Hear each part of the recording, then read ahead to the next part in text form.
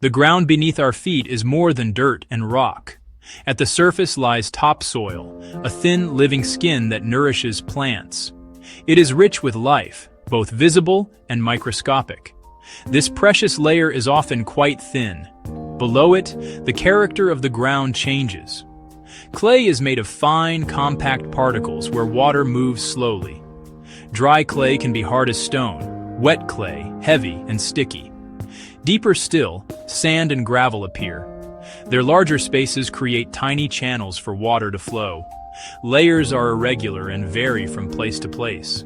A simple diagram helps us visualize this hidden structure. Topsoil, clay, and sand or gravel are signposts for what lies below. Deeper still lies an unseen boundary called the water table. Above it, spaces are mostly air. Below it, every pore is filled with water. Cracks, pores in rock, and gaps in sand become saturated. This is the zone of saturation, a hidden store of fresh water. Groundwater is replenished by rain soaking into the ground. Water percolates through topsoil and moves through porous layers. This replenishment process is called recharge. The water table rises after heavy rains and falls during droughts.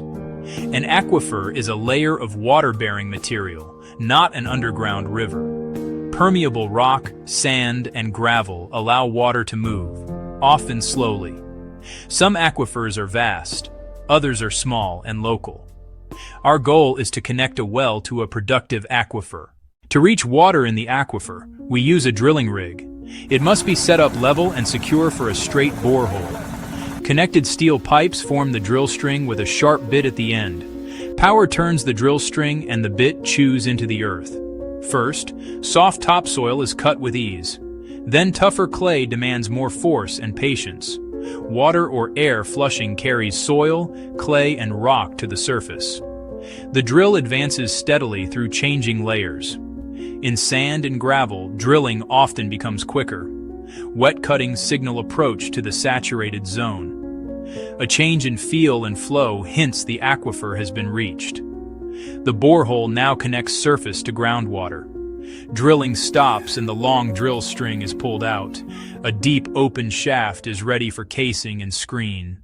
An open borehole is vulnerable, especially in sandy layers. We line the borehole with a durable pipe called casing, PVC or steel.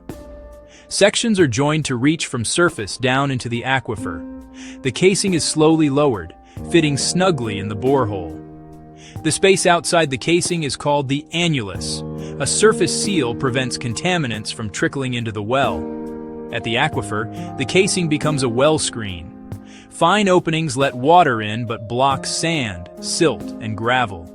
A clean, uniform gravel pack adds natural filtration. It stabilizes the formation and improves flow into the well. With casing and screen set, the hole is now a stable water well. The next step is bringing water up. Water rests at the water table deep inside the casing. It needs help to make the journey upward. A drop pipe forms the conduit for pumped water. Shallow wells may use hand pumps. Deeper wells use submersible pumps. A submersible pump sits fully underwater near the screen. A sealed power cable runs to a safe electrical connection. Power may come from the grid, a generator, or solar panels. When switched on, the motor whirs to life below. Impellers act like small fans pushing water upward under pressure. A continuous column climbs the pipe toward the surface. At last, water from the aquifer reaches daylight. The wellhead is sealed to keep dirt, insects, and runoff out. The pump becomes the heart of the system, lifting water reliably. Now we move the water where people need it most. Water is first directed into a storage tank. The tank buffers demand, saving energy and equipment wear. A main pipeline carries water toward the community.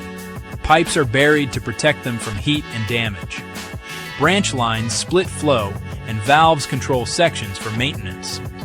Elevation provides pressure so taps flow strongly across the network. Even deep wells are tested to ensure safe drinking water. Filters remove fine particles, and chlorination can disinfect. A small chlorine residual protects water as it travels. Tap stands are built on well-drained platforms to avoid puddles. Finally, clean water flows from taps to the community. Local caretakers learn to keep the system running. Using water wisely prevents overpumping and protects the aquifer. A reliable water system brings health, time, and opportunity.